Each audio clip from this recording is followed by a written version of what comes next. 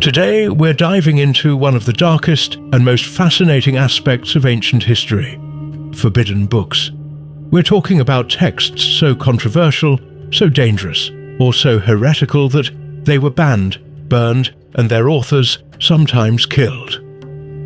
Some of these books challenged political authority, others threatened religious orthodoxy. A few supposedly contained knowledge so powerful, or so corrupting, that even possessing them was considered a crime. The ancient world had no freedom of speech, no First Amendment, no protected rights to read whatever you wanted. Information was controlled, censored, and weaponized. And yet, despite centuries of suppression, fragments of these forbidden texts have survived, hidden in caves, buried in the desert, or preserved by the very people trying to destroy them. Let's start with perhaps the most systematic attempt to destroy books in ancient history: China's burning of the books in 213 BCE. The first emperor of unified China, Qin Shi Huang, yes, the same emperor who built the Great Wall and the Terracotta Army, decided that history itself was dangerous. His chancellor Li Si convinced him that scholars were using ancient texts to criticize the present government, comparing it unfavorably to past dynasties. The emperor's solution was radical: burn all books except those on medicine, agriculture, and divination. All copies of the classic texts of Confucianism, historical records of other states, and philosophical works were to be surrendered and destroyed. Anyone caught discussing these banned books would be executed. Anyone caught hiding them would be tattooed and sent to forced labor building, the Great Wall. Here's the truly shocking part. According to the historian Sima Qian, writing a century later, the emperor didn't stop at burning books. He also buried 460 scholars alive who refused to surrender the forbidden texts or who criticized the policy. The phrase burning books and burying scholars became synonymous with intellectual oppression in Chinese history. The irony: this attempt to control history failed spectacularly. When the Qin dynasty collapsed just 4 years after Emperor Qin's death, scholars who had memorized the banned texts began reciting them from memory. Others retrieved copies they had hidden. The forbidden knowledge survived because you can't burn what's stored in human minds. Now, no discussion of ancient book destruction would be complete without addressing the Library of Alexandria.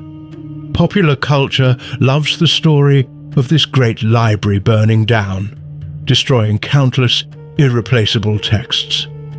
But here's an unusual fact most people don't know. The Library of Alexandria probably didn't burn down in a single catastrophic event. Instead, it likely declined gradually through several incidents over centuries. Julius Caesar's troops may have accidentally burned part of it in 48 BCE. Christian mobs may have destroyed portions in the 4th century CE. Arab conquerors might have finished it off in the 7th century. Or it may have simply declined through neglect and budget cuts. Yes, even ancient libraries faced funding problems. What we do know is that many texts housed there were deliberately targeted for destruction because of their content.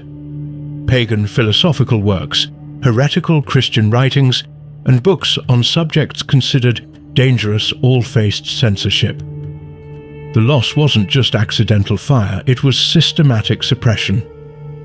Ancient Athens, despite inventing democracy and priding itself on free inquiry, also banned books and prosecuted authors for impiety, crimes against religion. The most famous victim was Socrates, who was executed in 399 BCE for corrupting the youth and not believing in the gods of the state. While Socrates himself wrote nothing, the books written about him by Plato and others were later considered dangerous. The Athenian comic playwright Aristophanes had already mocked Socrates in his play The Clouds, depicting him as an atheistic sophist who taught young men to question everything.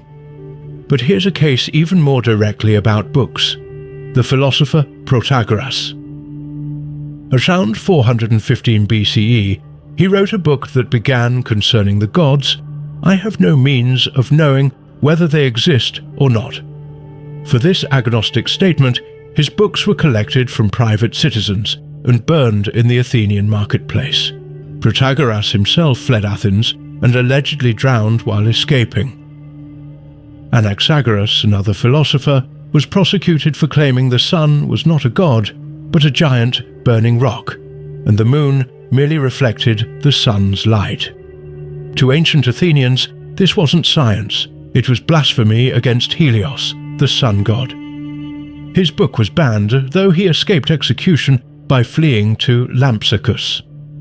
Here's what's fascinating: these weren't ignorant religious zealots trying to suppress science. Athens was the intellectual center of the ancient world. These were educated people genuinely believing that questioning the god's existence threatened the social and cosmic order. Religion and civic life were inseparable, and atheism was seen as literally destroying the foundations of society. Epicurus, the philosopher who founded Epicureanism around 300 BCE, wrote prolifically, reportedly over 300 works.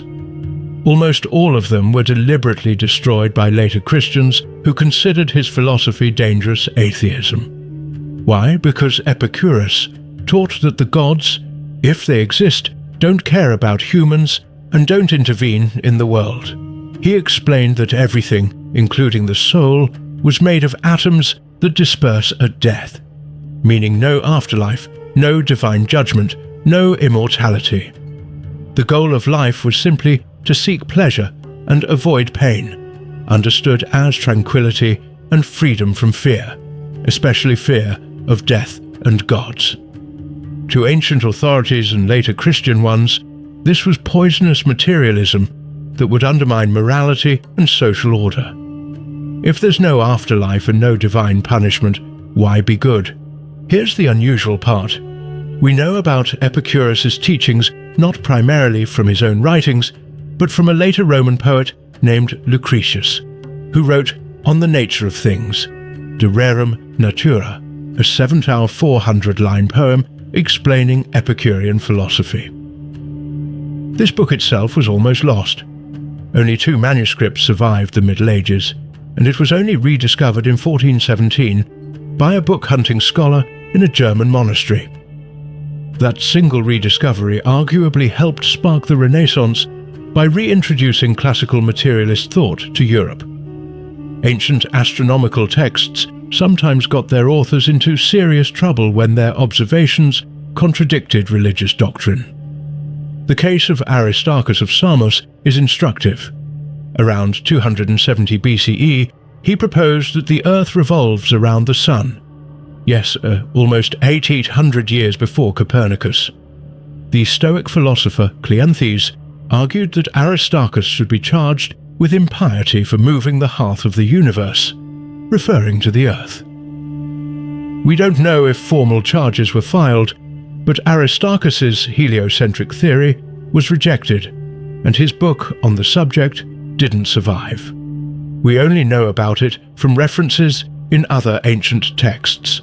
For those interested in how revolutionary ancient astronomical thinking could be, The History and Practice of Ancient Astronomy by James Evans provides excellent context on how certain astronomical observations challenged prevailing worldviews and why authorities found them threatening. Ancient astronomy wasn't just about calculating planetary positions, it had profound religious and philosophical implications. Roman emperors were particularly sensitive about historical works that portrayed them unfavorably. Several historians faced execution, exile, or had their works burned. Cremutius Cordus, a Roman senator and historian, was forced to commit suicide in 25 CE under Emperor Tiberius. His crime? Writing a history that praised Brutus and Cassius, the assassins of Julius Caesar, and referred to Cassius as the last of the Romans. The Senate ordered all copies of his book burned. Here's the unusual twist. His daughter Marcia secretly preserved the work, and when the political climate changed under Emperor Caligula a few years later, it was republished. Even in repressive regimes, dedicated individuals could save forbidden knowledge. The historian Cassius Severus was exiled by Emperor Augustus for writing works considered too free in their criticism of prominent Romans. His books were ordered burned in 25 CE. Similarly, works by the satirist Labienus were burned around 12 CE because they criticized those in power. The pattern is clear: emperors could tolerate many things, but not unflattering historical records. As George Orwell would later write, "Who controls the past controls the future." Dangerous philosophy, the fate of Republican writings. After Julius Caesar's assassination and the subsequent rise of Augustus, books advocating Republican government became dangerous. Works arguing for the superiority of the Roman Republic over one-man rule were systematically suppressed. Cicero's philosophical and political writings came under suspicion. While they weren't completely banned, owning certain of his works could mark you as politically unreliable. After the imperial system consolidated, his pro-republican arguments were viewed with hostility by emperors who saw them as implicit criticism. Military secrets and technical knowledge. Some books were banned not for ideological reasons, but because they contained strategic or technical information authorities wanted to control. The Roman architect and engineer Vitruvius, writing in the 1st century BCE, mentions in his work De Architectura that certain military engineering techniques were kept secret and their documentation restricted. Siege engine designs, fortification plans, and naval engineering knowledge were considered too sensitive to circulate freely. Similarly, metallurgical texts describing advanced bronze or steel production techniques were sometimes restricted because they involved military applications. The ancient equivalent of dual-use technology existed long before nuclear physics. Interestingly, some of this technical knowledge was deliberately obscured even in permitted texts. Authors would write in riddles, use coded language, or leave out crucial steps to prevent the knowledge from being easily replicated by enemies. Technical censorship through deliberate obscurity. Throughout the ancient world, books on magic were both sought after and feared. Unlike our modern skeptical view of magic, ancient people believed it actually worked, and that's why it was dangerous. In ancient Egypt, certain magical texts were restricted to priests and could only be copied under controlled conditions. The Book of the Dead and similar funerary texts weren't exactly forbidden, but access to the more powerful versions was limited to those who could afford to have them custom-made for their tombs. The Greeks and Romans took magic more seriously than most people realize. The famous incident in Acts 19:19 describes early Christians in Ephesus burning their magic books worth 50,000 silver coins, an enormous sum suggesting both how valuable and how widespread such books were. Here's an unusual fact. Roman law specifically prohibited owning books on harmful magic, maleficium, but allowed books on beneficial magic. The challenge, of course, was determining which was which. A love spell could be beneficial from one perspective, but harmful manipulation from another. The Nag Hammadi Library, Christianity's Forbidden Books.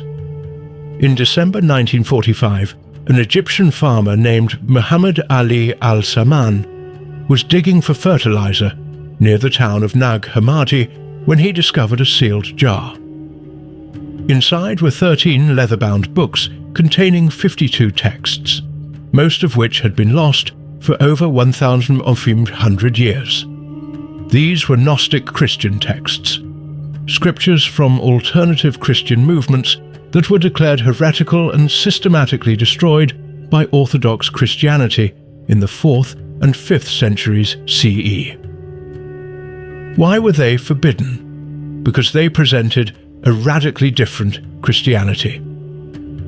The Gospel of Thomas contains sayings of Jesus not found in the canonical Gospels, some suggesting salvation comes through self-knowledge rather than faith in Christ's sacrifice.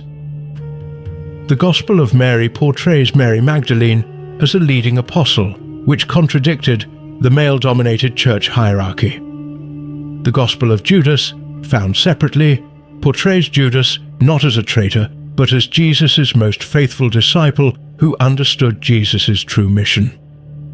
The Gnostics believed the material world was created not by the supreme God, but by an ignorant or evil demiurge. The Old Testament God was this false creator, and Jesus came to reveal the true God and free humanity from material bondage through secret knowledge, gnosis. Orthodox Christianity saw this as dangerous heresy. Bishop Athanasius of Alexandria issued a letter in 367 CE defining the canonical books of the Bible and ordering all other Christian texts destroyed. The Nag Hammadi texts were likely hidden by monks who couldn't bring themselves to burn these sacred works, but knew possessing them was now forbidden. Judaism also had its forbidden books. The Jewish Talmud mentions books that were declared outside the canon, the external books, or Sepharim Hitzonim. Some of these were apocalyptic texts, like the Book of Enoch, which describes fallen angels, their offspring the Nephilim, and cosmic secrets revealed to the patriarch Enoch. The Book of Enoch was extremely popular in Second Temple Judaism, and is quoted in the New Testament Book of Jude. But after the destruction of the Second Temple in 70 CE, Rabbinic Judaism excluded it from the Hebrew Bible. It was essentially lost in the West until the 18th century, when copies preserved by Ethiopian Christianity were rediscovered. Why ban the Book of Enoch? Partly because of its elaborate angelology and demonology, which rabbinic authorities thought gave too much power and attention to supernatural beings other than God. It contained cosmological and astronomical information that some considered too mystical or influenced by foreign, particularly Persian, ideas. Speaking of astronomy, the history and practice of ancient astronomy discusses how texts like Enoch incorporated astronomical observations into religious frameworks. The book contains detailed descriptions of the courses of heavenly bodies that reflect genuine astronomical knowledge, making it a fascinating blend of religion and science that some authorities found threatening. Discovered in Egypt in the 19th century, the Greek magical papyri are a collection of magical spells, rituals and formulas dating from the 2nd century BCE to the 5th century CE. These weren't ancient bestsellers, they were working manuals for practicing magicians, and possessing them could be dangerous. The papyri contained spells for everything from healing and protection to cursing enemies and compelling love. They blend Greek, Egyptian, Jewish and Christian elements in fascinating syncretism, showing how magical practitioners drew on multiple traditions. Here's what's unusual. Many of these spells invoke demons and angels by name, use barbarous words, sounds with no apparent meaning believed to have power, and include detailed ritual instructions involving specific days, hours, and astronomical configurations. This wasn't superstition, it was technical knowledge requiring serious study. Roman law periodically cracked down on magic books. Emperor Augustus ordered thousands of prophetic and magical books burned in 31 BCE. Yet such books continued to circulate underground, copied secretly, hidden away, preserved because peoples believed in their power. ancient censorship had several driving forces, and understanding them helps us appreciate why certain books were targeted. Religious orthodoxy. Texts challenging dominant religious narratives threatened social cohesion. In societies where religion was inseparable from civic life, religious heterodoxy was civil disorder. Political stability.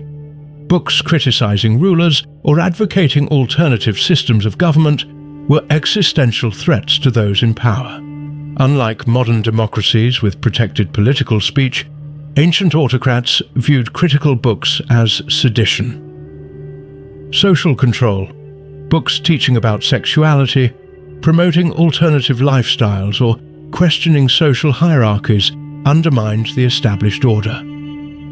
Ovid's Ars Amatoria, The Art of Love, was banned by Emperor Augustus partly because its frank discussion of love affairs contradicted his moral reform programs. Protecting sacred mysteries. Some knowledge was restricted not because it was false, but because it was considered too powerful or sacred for the uninitiated. Mystery cult texts were kept secret to preserve their sacred nature and the exclusive status of initiates. Fear of the unknown.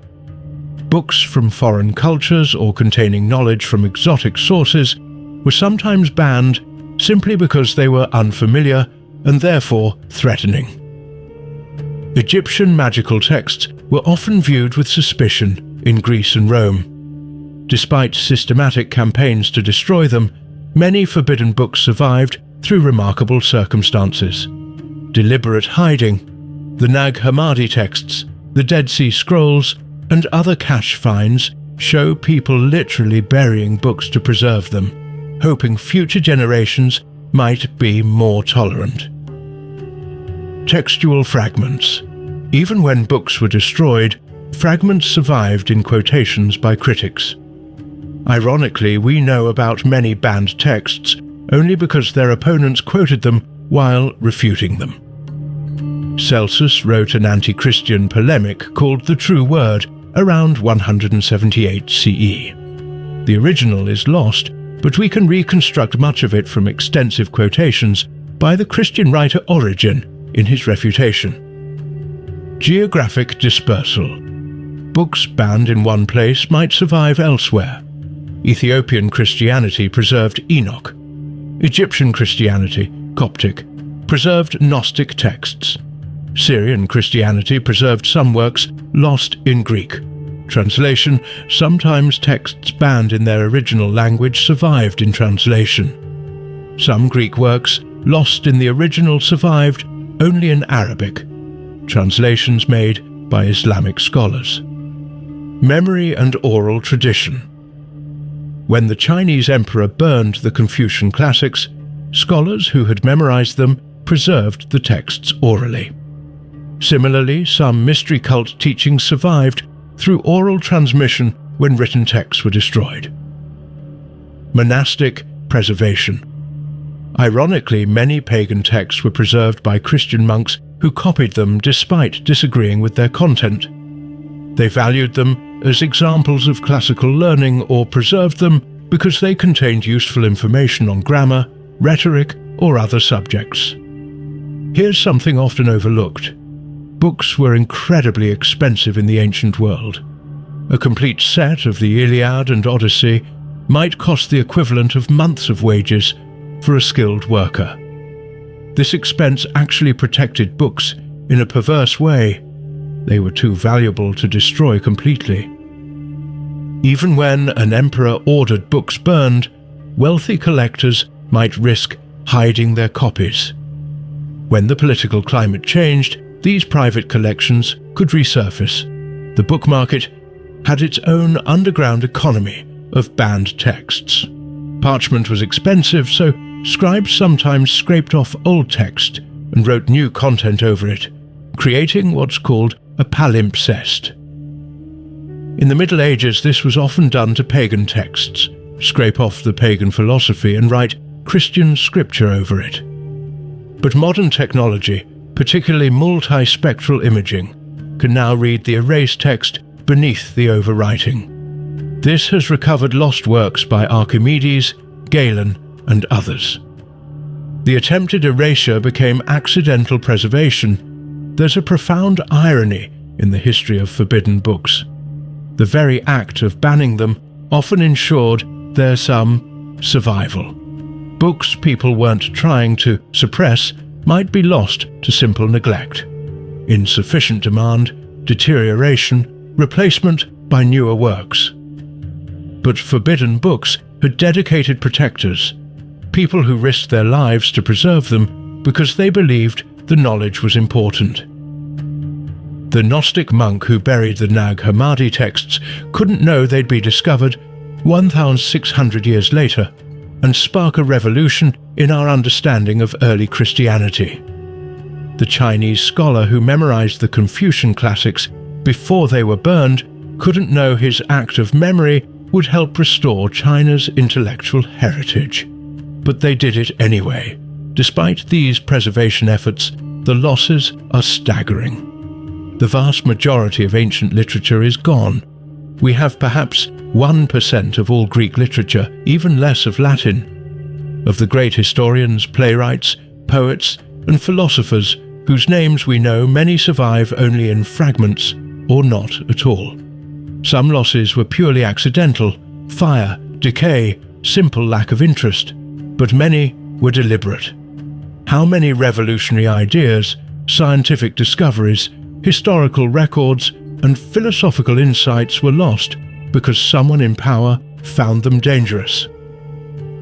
The ancient world's forbidden books teach us several things. First, censorship is never just about the books.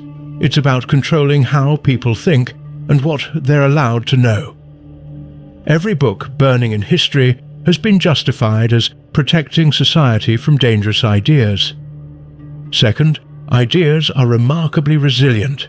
You can burn books, execute authors, and ban texts, but if the ideas have power, they find ways to survive. In memories, in secret copies, in fragments, in translations.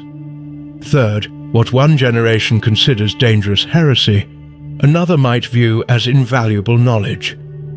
The astronomical observations recorded in the Book of Enoch, the Gnostic theological innovations, the materialist philosophy of Epicurus, all were forbidden at times, yet all contributed to human intellectual development. In our digital age, we might think book burning is obsolete.